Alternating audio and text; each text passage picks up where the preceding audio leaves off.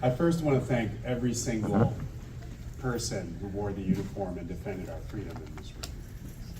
You are the reason we are here today to spread awareness about suicide prevention during Suicide Prevention Month, when we have a special opportunity to make sure that any veteran that we know in our lives, whether you're contributing to programming directly here at VA or at a veteran service organization, or just in your community with your battle buddies, with your friends, with a colleague at work.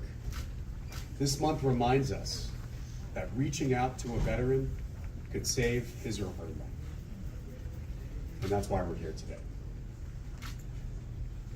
Faluti, your whole team at the Miami VA is extraordinary. I had a chance to meet with all of you this morning to talk about the priorities that you're undertaking to advance the veteran healthcare mission, so thank you for that. Thank you to our incredible speakers, Dr. F., Dr. Lewis, Dr. Rodriguez. You embody the mission that we have here for the more than 50,000 veterans enrolled in the healthcare system in the Miami VA throughout all 3 counties that you serve, and I appreciate that. We also have representatives from Congressman Moskowitz's office and Congresswoman Sherfilis McCormick's office. Thank you for being here and being constant advocates for veterans in this community. Chaplain Haylard, you know, I've heard a lot of sermons from chaplains, ministers, and the like. A lot of them are inspirational, but some of them you never forget. And I will never forget yours. You should know that.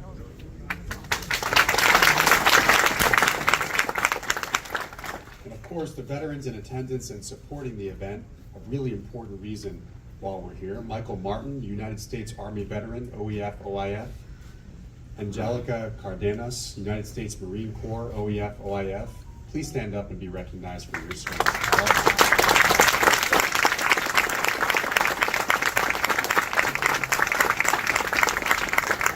I'm going to pull rank and make sure we do this for every veteran who made this event happen, so bear with me. Michael Jaros, otherwise known as the Kansas City Kid, United States Army veteran. Thank you for serving us in Vietnam. Bill Watts, who I just had a chance to meet, United States Army, Desert Storm veteran.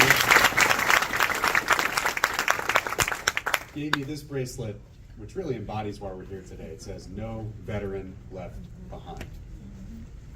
Aaron Alvin, United States Army veteran, served from 1981 through 1992, also a social worker at the Miami VA and helped provide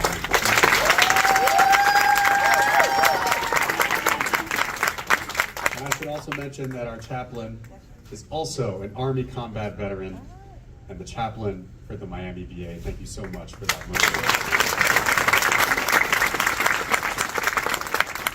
I'll start with a story. A veteran who we'll call Steve walked into his local VA clinic earlier this year. For 30 years, Steve had struggled with complications stemming from post-traumatic stress disorder, a condition that all too many veterans come home with after they deploy to defend our freedom. He tried VA years ago and simply did not have a positive experience. And so he decided to try other options. He went to doctor after doctor, provider after provider, tried different medications, different courses of therapy, extended hospital stays, residential treatment stays. None of it worked. But in a moment of crisis, he attempted suicide. And somebody reached out to him and to the VA and saved his life and encouraged him to give VA another shot. This was a battle buddy of his who got mental health care at the VA and also said that it saved his life. He tried VA again, and his VA doctor listened over the course of 30 minutes, just listened to everything he had to say. Just by listening, that allowed him to build a bond of trust with the VA physician. And so Steve opened up. He tried VA and he tried accepting help again.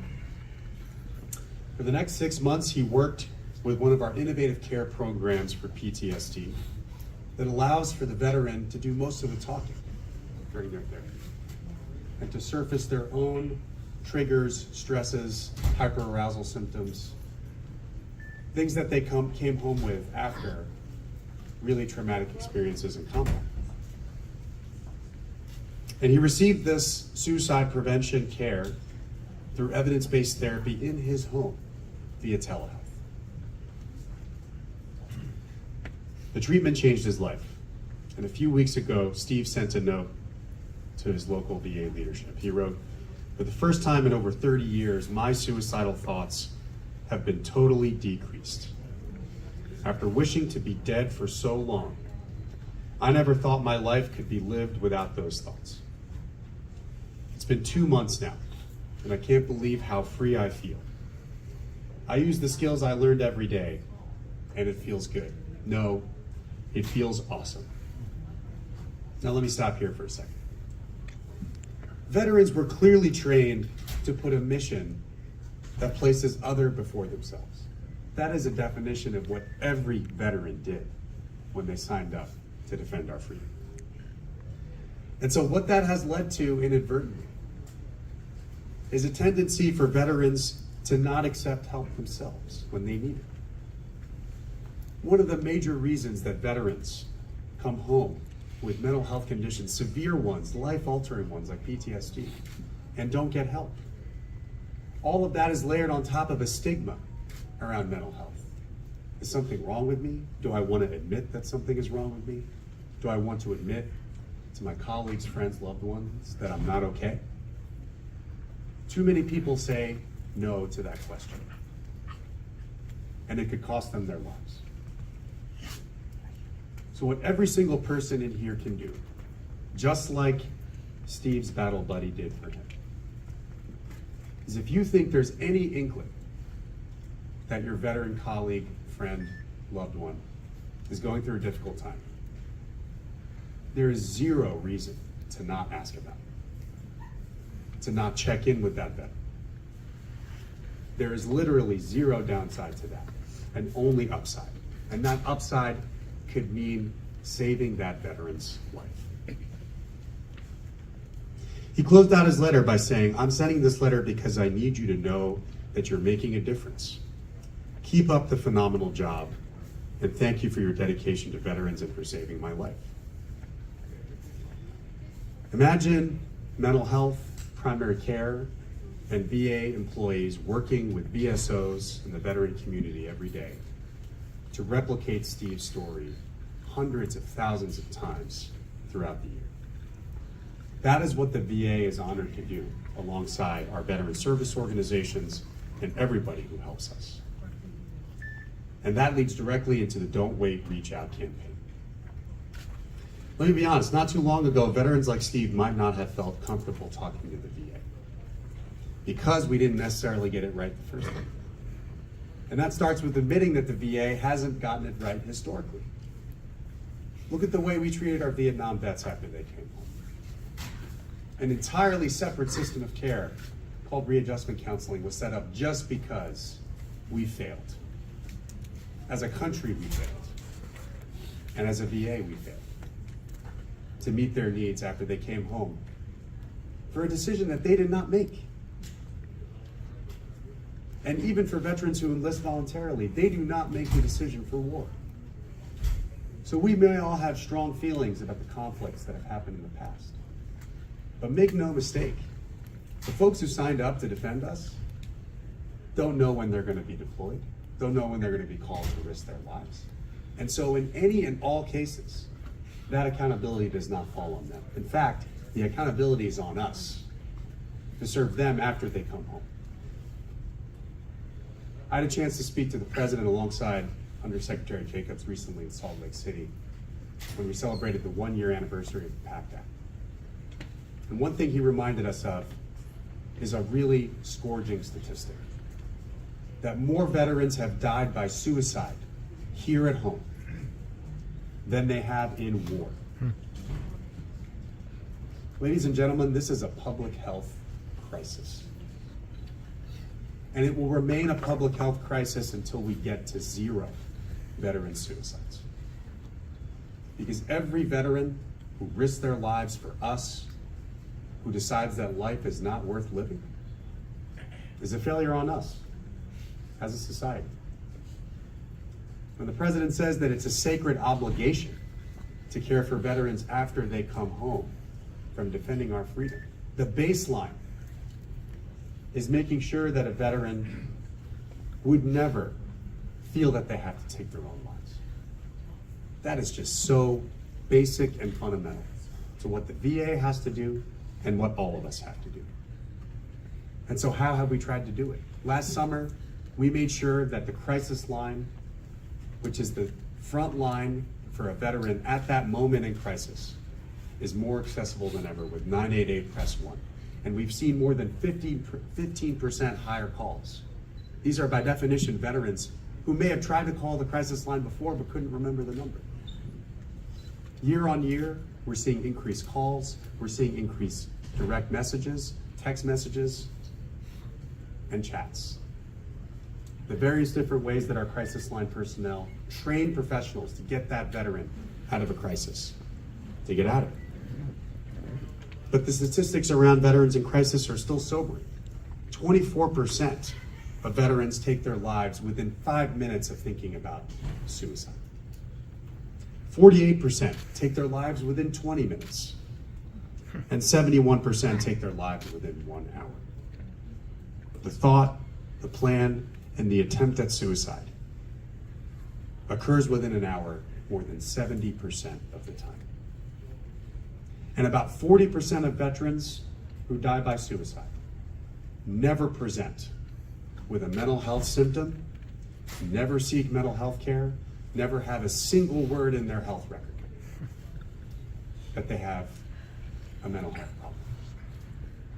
And so, ladies and gentlemen, what's happening here at the Miami VA and across the country with embedding mental health specialists in primary care, screening comprehensively as much as possible, querying whether a veteran is okay, not waiting for that veteran to come to us, but coming to them, is also life-saving, because the game here is not responding to crises. The way we get out of this is to prevent the crisis in the first place. That is how we more definitively reduce veteran suicides. And so we are on an unprecedented effort to hire more and more mental health professionals. We had a record hiring year since October 1st of last year, and we need more. We already have the largest and best mental health care workforce in the country, but you bet that I'm going to make it bigger and even better as long as I'm in this seat.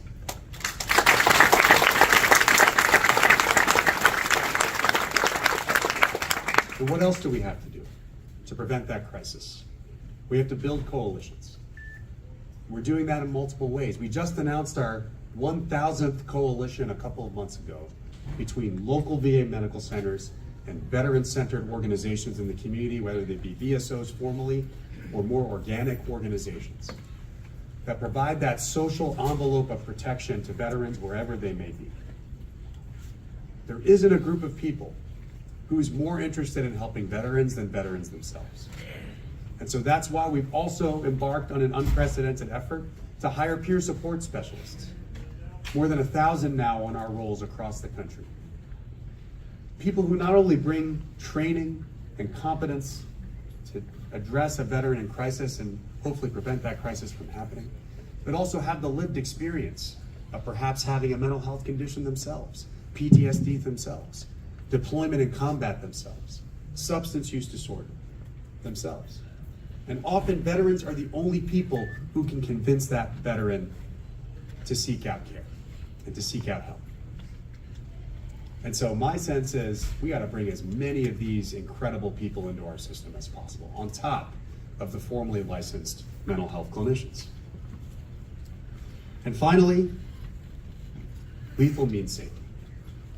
The statistics I offered on when a veteran starts to think about suicide, and for those veterans who complete it, the vast majority of those deaths are deaths by firearm.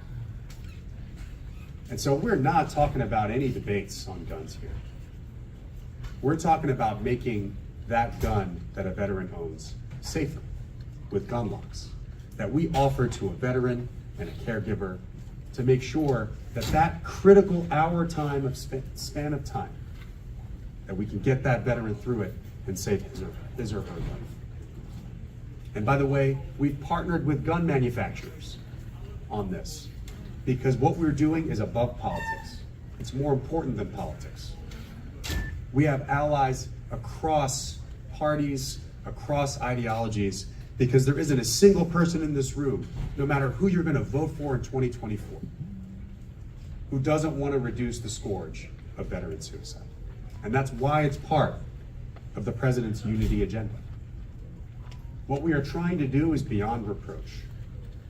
In fact, it's our obligation and it's my obligation to rally as many of you as possible in what we're trying to do this month, which is the Don't Wait, Reach Out campaign. When we launched Suicide Prevention 2.0, which was designed to recruit, hire, and train more than 100 licensed mental health providers and suicide prevention coordinators, we knew that those professionals would be critical in not only making sure that every suicide attempt was responded to and that veteran got the care that they need, but to learn from completed suicides, with what we call postvention. Ladies and gentlemen, we have to believe that when a veteran dies by suicide, we learn from it, and we try to prevent that next suicide because of it, because of the intentional efforts that we undertake.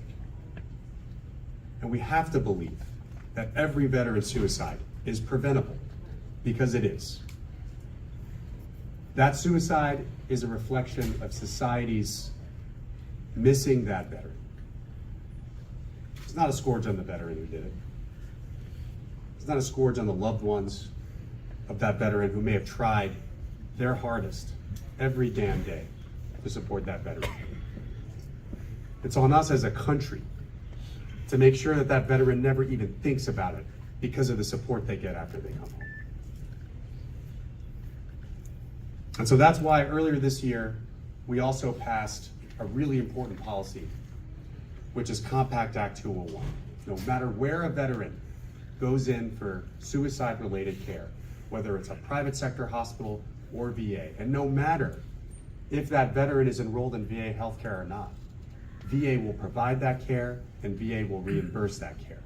We are over and above the bureaucracy now when it comes to preventing veteran suicide, and that is a policy that we announced in February, and we need to get the word out to not only veterans and VSOs, caregivers and survivors, but also to private sector healthcare institutions who should never, ever hesitate to call the VA and ask for our support when a veteran comes through their doors.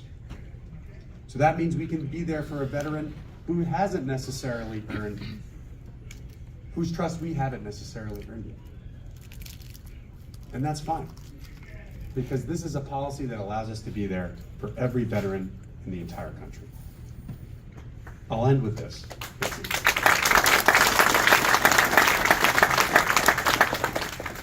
I'll end with a really troubling myth that's out there, which is the myth of the broken veteran. That might be how a veteran feels after they return home. That might happen because we're not pulling our weight at VA or across society to support veterans. But it's not true. Veterans who seek mental health care for PTSD, veterans who come in for health care and counseling and support, veterans who reach out and get the care they need, that's not a sign of weakness. That's a sign of strength.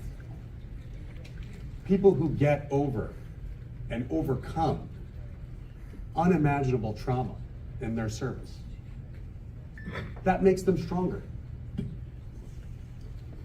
And that is emblematic of how effective our peer support specialists are. People who had some of the worst episodes of addiction that you might imagine and overcame it and can offer hope to other veterans that they can overcome it too. People who seek out care, even if it's just from a battle buddy or a colleague and not us at VA. That makes you stronger. That makes you better.